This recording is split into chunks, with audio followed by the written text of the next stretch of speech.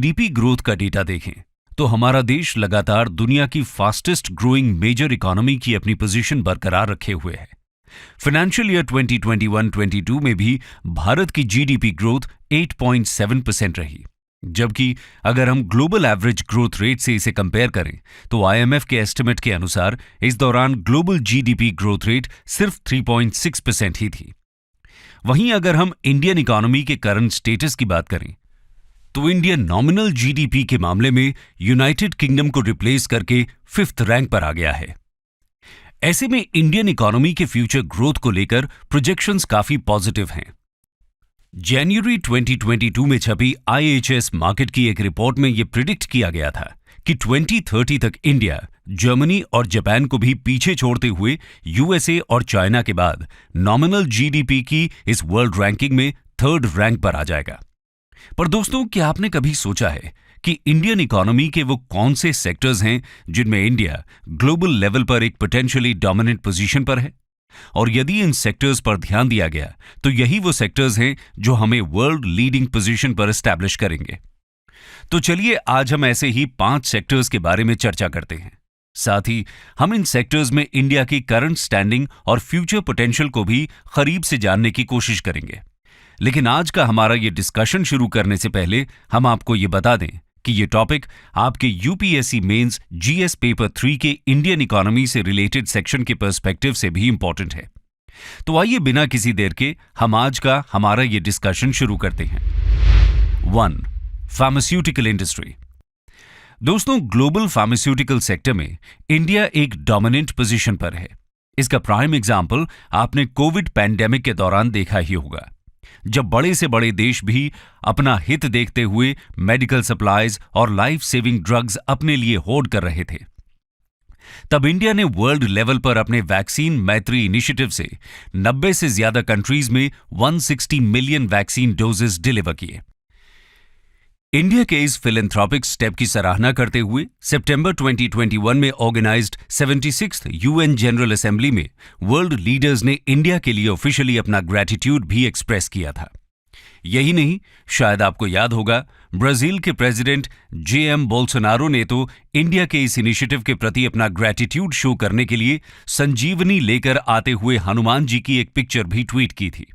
इसके अलावा अगर हम इंडियन फार्मास्यूटिकल इंडस्ट्री की बात करें तो अपनी 3000 से ज्यादा ड्रग कंपनीज और उनकी 10,500 से ज्यादा मैन्युफैक्चरिंग यूनिट्स के साथ ग्लोबली फार्मास्यूटिकल प्रोडक्शन के मामले में India by volume 3rd rank पर है और बाय वैल्यू उसकी रैंक 14th है। साथ ही ग्लोबल लेवल पर इंडिया जेनेरिक ड्रग्स का लार्जेस्ट प्रोवाइडर है। जेनेरिक ड्रग्स के मामले में यूएस की 40% और यूके की 25% जेनेरिक ड्रग्स की डिमांड इंडिया ही फुलफिल करता है। यही नहीं, इंडियन फार्मास्यूटिकल सेक्टर अलग अलग वैक्सीन्स की ग्लोबल डिमांड का 50% सप्लाई करता है और ग्लोबल लेवल पर एड्स के ट्रीटमेंट में यूज होने वाली एंटी रेट्रोवायरल ड्रग्स का 80% इंडियन फार्मास्यूटिकल फर्म्स सप्लाई करती हैं।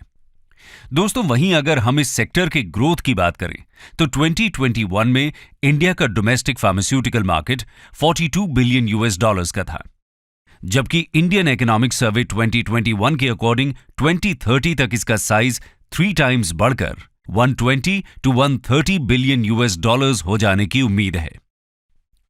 इसी तरह इंडिया की बायोटेक्नोलॉजी इंडस्ट्री, जिसमें bio pharmaceuticals, bio services, bio agriculture, bio industry और बायो इंफॉर्मेटिक्स शामिल हैं।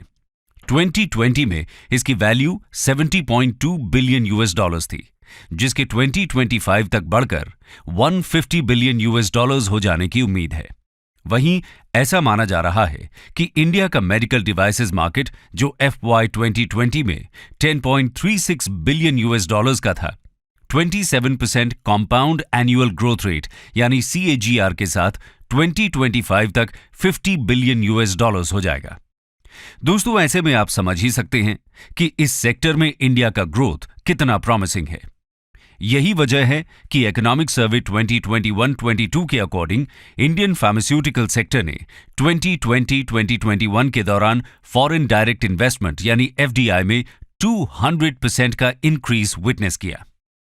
हालांकि ये बात भी सही है कि इंडिया फॉर्मुलेशंस के मामले में एक प्रोमिनेंट प्लेयर है। लेकिन अभी भी इंडिया को मेडिसिन के फॉर्मुलेशन बनाने के लिए यूज होने वाले बल्क ड्रग्स को इंपोर्ट करना पड़ता है।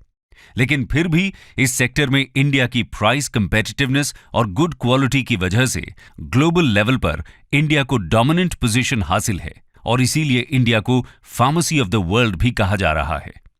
इसी के चलते FY 2022 में इंडियन फार्मास्यूटिकल इंडस्ट्री ने 15.81 बिलियन US का ट्रेड सरप्लस जनरेट किया था। इस सेक्टर में इंडिया की पोजीशन और स्ट्रांग करने के लिए मार्च 2022 में इंडियन गवर्नमेंट ने strengthening of pharmaceutical industry SPI scheme के अंतर्गत FY 2021-22 से FY 2025-26 के पीरियड के लिए 500 करोड़ रुपीस यानी 665.5 मिलियन US का टोटल फाइनेंशियल आउटले किया। यही नहीं, जून 2021 में finance minister Mrs Nirmala Sitharaman ने 1,97,000 करोड़ रुपीस यानी 26,578.3 मिलियन US का आउटले अनाउंस किया, जिसका उपयोग आने वाले 5 सालों में फार्मास्यूटिकल सेक्टर के प्रोडक्शन लिंक्ड इंसेंटिव स्कीम के अंतर्गत 13 की सेक्टर्स जैसे active pharmaceutical ingredients, drug intermediaries and की स्टार्टिंग मटेरियल्स एटसेट्रा के लिए किया जाएगा। साथ ही सेल्फ रिलायंस को प्रमोट करने और इसेंशियल बल्क ड्रग्स के इंपोर्ट डिपेंडेंसी को मिनिमाइज करने के लिए डिपार्टमेंट ऑफ फार्मास्यूटिकल्स ने डोमेस्टिक मैन्युफैक्चरिंग को प्रमोट करने के लिए भी PLI स्कीम शुरू की है, जिसके लिए FY 21 से FY 30 के बीच 6,940 करोड़ रुपीस यानी 951.27 मिलियन US का आउटले किया जाएगा। दोस्तों, ऐसे में हम इंडियन फार्मास्यूटिकल सेक्टर के उज्जवल भविष्य को साफ देख सकते हैं, जिसमें इंडिया ऑलरेडी काफी डोमिनेंट है और हाल के सालों में इंडियन मैन्युफैक्चर्ड वैक्सीन्स और मेडिसिन की अपनी एक क्रेडिबिलिटी डेवलप हुई है। ऐसे में इंडिया का इस फील्ड में वर्ल्ड लीडर बनने का सपना जल्द ही पूरा होता दिखाई दे रहा है। स्पेस। दोस्तों, आपको वो दृश्य तो याद ही होगा जब 2019 में इसरो का चंद्रयान 2 मून के अनएक्सप्लोर्ड साउथ पोल पर लैंडिंग की कोशिश करते हुए टेक्निकल ग्लिच की वजह से क्रैश हो गया था और उसके बाद इसरो के प्रयासों की तारीफ करते हुए हमारे प्रधानमंत्री श्री नरेंद्र मोदी ने उस समय इसरो के चेयरमैन रहे डॉक्टर के सिवन को गले लगाकर सांत्वना दी थी। उस समय पूरे देश में शोक की लहर सी दौड़ गई थी। लेकिन इस फेलियर के बाद भी देश विदेश से इसरो और हमारे PM के लिए पॉजिटिव मैसेजेस की झड़ी सी लग गई थी। और ऐसा इसलिए था क्योंकि वर्ल्ड मीडिया और स्पेस साइंस एक्सपर्ट्स इसरो के इस मिशन को एक फेल्ड मिशन नहीं बल्कि इस मिशन की कम्प्लेक्सिटी को देखते हुए एक सिग्निफिकेंट टेक्नोलॉजिकल लीप मान रहे थे। इसका दूसरा कारण यह भी था कि इसरो ने अपने लगभग 6 दशक के इतिहास में ज्यादा फेलियर्स देखे ही नहीं हैं। इसके उलट बीते कुछ सालों में इसरो ने इंडिया को स्पेस टेक्नोलॉजी के फील्ड में इतना आगे ला खड़ा किया है कि जिसे देखकर लगता है कि वो दिन दूर नहीं जब इसरो नासा के आगे खड़ा दिखाई देगा, फिर चाहे अपने पहले ही प्रयास और सबसे कम लागत में मंगल की धरती पर उतरना हो या फिर 104 सैटेलाइट्स को एक साथ एक ही मिशन में लॉन्च करके वर्ल्ड रिकॉर्ड एस्टैब्लिश करना, चाहे इंडिया का अपना नेविगेशन सिस्टम नेविक एस्टैब्लिश करना हो या स्क्रैमजेट इंजन का डेवलपमेंट। इसरो ने ये इतनी सरलता से कर दिखाया कि बड़े बड़े देशों के लिए किफायत को ध्यान में रखते हुए टेक्निकली एडवांस्ड मिशंस डेवलप करने की एक मिसाल बन गए। यही कारण है कि जुलाई 2022 तक इसरो ने 34 देशों की 342 फॉरेन सैटेलाइट्स लॉन्च की। इसके अलावा 1992 में बनी इसरो की कमर्शियल और marketing arm Antrix space industry को टेक्निकल कंसल्टेंसी सर्विसेज और टेक्नोलॉजीज भी प्रोवाइड करती है। एंट्रिक्स ने भी 2016 से 2019 के बीच 239 सैटेलाइट्स लॉन्च करके 6,289 करोड़ रुपीस यानी 790 मिलियन US का रेवेन्यू जनरेट किया। यही नहीं, जब 2019 में इंडिया ने मिशन शक्ति के माध्यम से अपनी खुद की एंटी सैटेलाइट वेपन टेक्नोलॉजी दुनिया के सामने रखी तो सुपर पावर कहलाए जाने वाले देशों के पैरों तले जमीन खिसकती दिखी। हालांकि ये बात सच है कि अभी ग्लोबल स्पेस इकोनॉमी तकरीबन 423 बिलियन US की है, जिसमें इंडिया का करंट शेयर 2 to 3% ही है। लेकिन इसके 2030 तक 48% के CAGR के साथ 10% से ज्यादा ग्रो होने के चांसेस हैं। इस दिशा में इंडिया के स्पेस सेक्टर में प्राइवेट प्लेयर के पार्टिसिपेशन के लिए भी प्रयास किए जा रहे हैं। जून 2021 में पब्लिश की गई एक ग्लोबल रिपोर्ट के अनुसार जून 2021 तक इंडिया में 368 प्राइवेट स्पेस फर्म्स थीं, जिसके चलते वो प्राइवेट फर्म्स के पार्टिसिपेशन के मामले में यूएस, यूके, कनाडा और जर्मनी के बाद 5th रैंक पर था। साथ ही जुलाई 2022 में आई रिपोर्ट्स के अनुसार इंडिया जल्द ही अपनी नई स्पेस पॉलिसी भी अनाउंस करने वाला है, जिसके बाद प्राइवेट कंपनीज के लार्जर कमर्शियल मिशंस के लिए इंडिया एक लॉन्च पैड बनकर उभरेगा। ऐसे में इसरो की टेक्निकल एक्सपर्टीज और भविष्य में प्लान्ड मिशंस जैसे गगनयान, आदित्य L1 और चंद्रयान 3 जैसे मिशंस इंडिया की स्पेस इंडस्ट्री के फ्यूचर ग्रोथ को साफ दिखा रहे हैं। डिफेंस। दोस्तों, इंडिया की यूनिक जियोपॉलिटिकल पोजीशन की वजह से इंडिया के लिए उसके डिफेंस को मजबूत रखना एक्सट्रीमली इंपॉर्टेंट है। यही कारण है कि ग्लोबल फायर पावर इंडेक्स 2022 में इंडिया 4th रैंक पर था। लेकिन अपने डिफेंस इक्विपमेंट और इस फील्ड में टेक्नोलॉजिकल एडवांसमेंट्स के लिए इंडिया बहुत हद तक इंपोर्ट्स पर ही निर्भर रहा है। इसी वजह से Stockholm International Peace Research Institute SIPRI की trends in international arms transfer 2021 reports के अनुसार इंडिया वर्ल्ड का लार्जेस्ट आर्म्स इंपोर्टर है। पर बीते सालों में इसमें तेजी से अंतर आ रहा है, क्योंकि सीपरी के अवेलेबल डेटा के बेसिस पर एक फैक्ट ये भी है कि डिफेंस इक्विपमेंट के टॉप इंपोर्टर्स में इंडिया अकेली ऐसी कंट्री है जिसने बीते सालों में अपनी इंपोर्ट रिलायंस को सिग्निफिकेंटली कम किया है। इंडिया ने अपने डिफेंस इंपोर्ट्स को 2012-16 के कंपैरिजन में 2017-21 के बीच 21% तक कम किया है। इसके लिए गवर्नमेंट की तरफ से मेक इन इंडिया के माध्यम से बहुत से स्टेप्स लिए गए हैं। इंडियन गवर्नमेंट ने भी 2025 तक $25 बिलियन के डिफेंस प्रोडक्शन का टारगेट फिक्स किया है। इसी दिशा में काम करते हुए इंडिया के डिफेंस मैन्युफैक्चरिंग सेक्टर ने FY 2022 में $11.85 बिलियन का प्रोडक्शन किया, जबकि FY 2021 में ये प्रोडक्शन $10.9 बिलियन था, जिसे भविष्य में और बढ़ावा देने के लिए जून 2022 में मिनिस्ट्री ऑफ डिफेंस ने इंडिया के डोमेस्टिक इंडस्ट्री से 76,390 करोड़ रुपीस यानी $9.84 बिलियन के मिलिट्री इक्विपमेंट और प्लेटफॉर्म्स के प्रोक्योरमेंट अप्रूव किए। साथ ही इंडिया के PSU सेक्टर ने भी डिफेंस प्रोडक्शन में 12.36% की year on year growth register की। वहीं नवंबर 2021 में रक्षा मंत्री मिस्टर राजनाथ सिंह ने first private operationalized defence manufacturing facility Uttar Pradesh defence industrial corridor UPDIC को इनॉग्रेट किया। साथ ही इस सेक्टर में सेल्फ रिलायंस को बूस्ट करने के लिए इंडियन गवर्नमेंट ने जून 2021 में अगले 5 सालों के लिए एक डिफेंस इनोवेशन ऑर्गेनाइजेशन यानी DIO innovations for defence excellence IDEX के लिए 498.8 करोड़ रुपीस यानी $66.83 मिलियन का बजटरी फंड अप्रूव किया। इसी बीच मिनिस्ट्री ऑफ डिफेंस के डेटा के अनुसार देश के आर्म्स एक्सपोर्ट्स में भी 2016 से 7 टाइम्स की बढ़ोतरी हुई है और additional secretary in the department of defence production Sanjay Jaju की जुलाई 2022 में हुई प्रेस ब्रीफिंग के अकॉर्डिंग 2021-22 में 13,000 करोड़ रुपीस हो गया है, जिसमें 70% कंट्रीब्यूशन प्राइवेट सेक्टर से है, जबकि बाकी 30% पब्लिक सेक्टर से आया है। गवर्नमेंट का टारगेट इसे 2025 तक 36,500 करोड़ रुपीस तक ले जाने का है। इस दिशा में इंडिया ने फिलीपींस के साथ जनवरी 2022 में ब्रह्मोस सुपरसोनिक क्रूज मिसाइल के एक्सपोर्ट की $375 मिलियन यानी 2,770 करोड़ रुपीस की डील भी साइन की है, जिसके साथ इंडिया ने डिफेंस एक्सपोर्ट के नजरिए से दूसरे एशियन कंट्रीज इंडोनेशिया और वियतनाम के दरवाजों पर भी दस्तक दे दी है। साथ ही ये इंडिया की डिफेंस एक्सपोर्ट पॉलिसी और इंडिया की एक्ट ईस्ट पॉलिसी का भी एक कन्वर्जेंस दिखाई देता है। साथ ही इंडिया कुछ मिडिल ईस्टर्न कंट्रीज जैसे UAE और सऊदी अरेबिया के साथ भी ब्रह्मोस मिसाइल और आकाश एयर डिफेंस मिसाइल्स के एक्सपोर्ट्स को लेकर प्रयासरत है। इसके अलावा अगस्त 2022 में डिफेंस मिनिस्ट्री द्वारा रिलीज्ड एक स्टेटमेंट के अनुसार इंडिया और मलेशिया के बीच भी लाइट कॉम्बैट एयरक्राफ्ट तेजस को लेकर डील हो रही है। साथ ही Argentina, Australia, Egypt, the United States, Indonesia और फिलीपींस जैसी 6 कंट्रीज ने भी तेजस के प्रोक्योरमेंट में इंटरेस्ट शो किया है।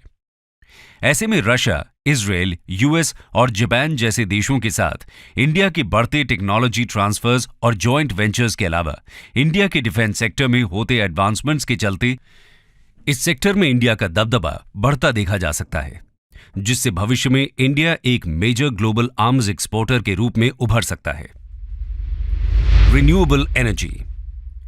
दोस्तों, अर्न्स्ट एंड यंग यानी EY की रिपोर्ट के अकॉर्डिंग वर्ल्ड लेवल पर रिन्यूएबल एनर्जी के सेक्टर में India 3rd most attractive renewable energy market है। दुनिया में टोटल रिन्यूएबल एनर्जी प्रोडक्शन में इंडिया 3rd रैंक पर है। इसकी एक बड़ी वजह है कि इंडिया में installed renewable power generation capacity ने FY 2016 से 2022 के बीच 15.92% की CAGR रजिस्टर की है। अप्रैल 2022 की स्थिति में इंडिया की total installed renewable power generation capacity 158 gigawatt थी, जो उसकी टोटल इंस्टॉल्ड पावर कैपेसिटी का 39% से ज्यादा है। जबकि इंडिया का टारगेट है कि 2030 तक अपनी इंस्टॉल्ड रिन्यूएबल एनर्जी कैपेसिटी को बढ़ाकर 450 गीगावाट कर दे। रिन्यूएबल एनर्जी सेक्टर में इंडिया की इसी ग्रोथ को देखते हुए department for promotion of industry and internal trade यानी DPIIT के लेटेस्ट अवेलेबल डेटा के अकॉर्डिंग अप्रैल 2000 से मार्च 2022 के बीच Indian non conventional energy sector में टोटल 11.62 बिलियन US का FDI इनफ्लो रजिस्टर किया गया। साथ ही 2014 से अब तक इंडिया के रिन्यूएबल एनर्जी सेक्टर में 5.2 लाख करोड़ रुपीस यानी 70 बिलियन US से ज्यादा का इन्वेस्टमेंट हो चुका है।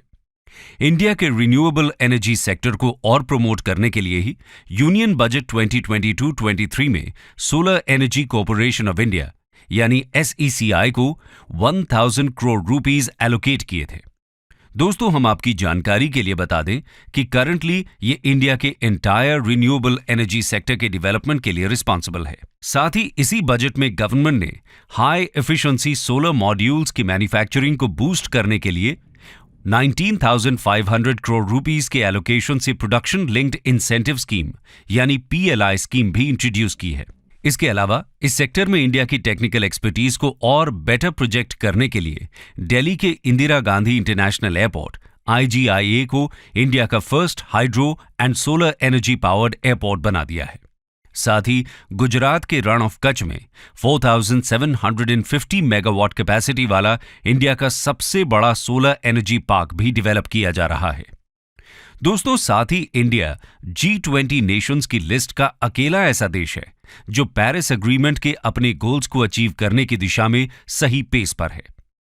इसी दिशा में इंडिया में इलेक्ट्रिक व्हीकल्स के प्रमोशन के लिए भी इंडियन गवर्नमेंट ने यूनियन बजट 2022-23 में बैटरी स्वैपिंग पॉलिसी इंट्रोड्यूस की। इसके अलावा जून 2021 तक फेम 2 स्कीम के अंतर्गत 87,659 इलेक्ट्रिक व्हीकल्स को सपोर्ट करने के लिए 871 करोड़ रुपीस यानी 117 मिलियन US स्पेंड किए गए। इसी तरह मई 2021 में सेंट्रल गवर्नमेंट ने एडवांस्ड केमिस्ट्री सेल्स यानी ACC के मैन्युफैक्चरिंग को बढ़ावा देने के लिए 18,100 करोड़ रुपीस के बजट से PLI स्कीम अप्रूव की। साथ ही सोलर PV सेल्स के प्रोडक्शन को प्रमोट करने के लिए भी 19,500 crore rupees production linked incentive यानी PLI स्कीम को शुरू किया गया। गवर्नमेंट के इन्हीं एफर्ट्स और इंडिया की राइजिंग EV की टेक्नोलॉजी को देखते हुए यह अनुमान लगाया जा रहा है कि 2025 तक इंडिया का EV मार्केट 50,000 करोड़ रुपीस यानी 7.09 बिलियन US रीच कर जाएगा। वहीं नीति आयोग और रॉकी माउंटेन इंस्टीट्यूट RMI की कंबाइंड रिपोर्ट के अनुसार इंडिया की EV फाइनेंस इंडस्ट्री 2030 तक 3.7 लाख करोड़ रुपीस यानी 50 बिलियन US टच कर जाएगी। इसके अलावा पेट्रोल के इंपोर्ट डिपेंडेंस को कम करने और एनवायरमेंटल पोल्यूशन को लिमिट करने के लिए इंडियन गवर्नमेंट एथेनॉल ब्लेंडिंग को भी बढ़ावा दे रही है, जिसका टारगेट है कि 2025 तक फ्यूल में 20% एथेनॉल ब्लेंडिंग को इंश्योर किया जा सके, जिससे इंडिया की एनर्जी सिक्योरिटी को इंश्योर किया जा सके। इस दिशा में एथेनॉल प्रोडक्शन के ऑल्टरनेटिव मैकेनिज्म्स भी डेवलप किए जा रहे हैं। साथ ही एथेनॉल प्रोडक्शन में यूज होने वाले रॉ मटेरियल्स पर जीएसटी को भी कट किया जा रहा है। ऐसे में इंडिया के रिन्यूएबल एनर्जी और एसोसिएटेड सेक्टर में ग्रोथ साफ देखी जा सकती है, क्योंकि ये एक अटल सत्य है कि आने वाले टाइम में जैसे जैसे इंडियन इकोनॉमी का साइज ग्रो होगा, उसकी एनर्जी रिक्वायरमेंट्स भी बढ़ेंगी और ऐसे में इन ऑल्टरनेट एनर्जी सोर्सेज और उसकी टेक्नोलॉजी इंप्रूवमेंट में इंडिया की प्रोग्रेस इंडिया के डेवलपमेंट में एक टर्निंग पॉइंट सिद्ध होगा। आईटी, इंफॉर्मेशन टेक्नोलॉजी और business process management sector Indian economy का एक सिग्निफिकेंट ग्रोथ कैटलिस्ट बनकर उभरा है, जो न केवल इंडिया की जीडीपी में अपना सिग्निफिकेंट कंट्रीब्यूशन दे रहा है, बल्कि पब्लिक वेलफेयर में इसका अहम रोल है। 2020 में इंडिया की जीडीपी में आईटी इंडस्ट्री का शेयर 8% था, जिसके 2025 तक जीडीपी के 10% हो जाने का अनुमान है। यही नहीं, national association of software and service companies यानी नैस्कॉम के अनुसार FY22 में 15.5% की ईयर ओवर ईयर यानी YOY ग्रोथ के साथ इंडियन आईटी इंडस्ट्री का रेवेन्यू $227 बिलियन टच करेगा। वहीं अगर हम Microsoft, consultancy firm Bain and company और industry body internet and mobile association of India IAMAI द्वारा पब्लिश की गई रिपोर्ट की माने तो आर्टिफिशियल इंटेलिजेंस के फील्ड में वर्ल्ड का 16% टैलेंट पूल इंडिया से है, जो वर्ल्ड में थर्ड हाईएस्ट है। साथ ही 2021 के ग्लोबल इनोवेशन इंडेक्स में भी इंडिया अपनी रैंक 4 प्लेसेस इंप्रूव कर 46th पोजीशन पर पहुंच गया है। दोस्तों, इंडिया के इस राइजिंग इनोवेशन और टेक्निकल एक्सपर्टीज का प्राइम एग्जाम्पल आपने कोविड के दौरान देखा होगा, जब 50 से ज्यादा कंट्रीज के इंडिया के कोविन प्लेटफॉर्म में इंटरेस्ट शो करने के बाद इंडिया ने इस प्लेटफॉर्म को ओपन सोर्स बनाकर सारी कंट्रीज के लिए ओपन एक्सेस प्रोवाइड कर दी। इसी सिलसिले में जुलाई 2021 में कोविन ग्लोबल कॉन्क्लेव भी ऑर्गेनाइज किया गया था, जिसमें 140 से ज्यादा देशों के रिप्रेजेंटेटिव्स ने शिरकत की थी। यही नहीं, फरवरी 2022 में फॉरेन सेक्रेटरी हर्षवर्धन श्रृंगला द्वारा दिए गए एक स्टेटमेंट के अकॉर्डिंग इंडिया और WHO के बीच एक MOU पर भी चर्चा चल रही है, ताकि कोविन को एक ग्लोबल वैक्सीनेशन प्लेटफॉर्म की तरह यूज किया जा सके। इसके अलावा अगर हम डिजिटल इकोनॉमी के फील्ड में ग्लोबल लेवल पर इंडिया के बढ़ते रुतबे को देखें तो मई 2022 में ACI वर्ल्ड वाइड की report prime time for real time 2022 के अकॉर्डिंग इंडिया का UPI सिस्टम वर्ल्ड की डेवलप्ड कंट्रीज में यूज किए जाने वाले सिमिलर सिस्टम से ज्यादा एडवांस्ड है। यही कारण है जुलाई 2022 में IT मिनिस्टर अश्विनी वैष्णव के दिए गए स्टेटमेंट के अकॉर्डिंग 30 से ज्यादा कंट्रीज के साथ इंडिया की UPI सर्विस को प्रोवाइड करने को लेकर डिस्कशंस चल रहे हैं, जिनमें फ्रांस, UAE और सिंगापुर ने ऑलरेडी इस ओपन प्लेटफॉर्म को अडॉप्ट कर लिया है। वहीं नेपाल, जापान और चाइना से भी इस बारे में बात चल रही है। दोस्तों, ये तो बात हुई ऐसे 5 सेक्टर्स की जिनका आने वाले समय में इंडिया लीडर बनकर उभर सकता है। इनके अलावा वो और कौन से सेक्टर्स हो सकते हैं जिसमें इंडिया अपनी परफॉर्मेंस के बेसिस पर एक लीडर की तरह वर्ल्ड के सामने एग्जाम्पल सेट कर सकता है? हमें कमेंट करके जरूर बताइएगा। स्टडी IQ IAS, अब तैयारी हुई अफोर्डेबल।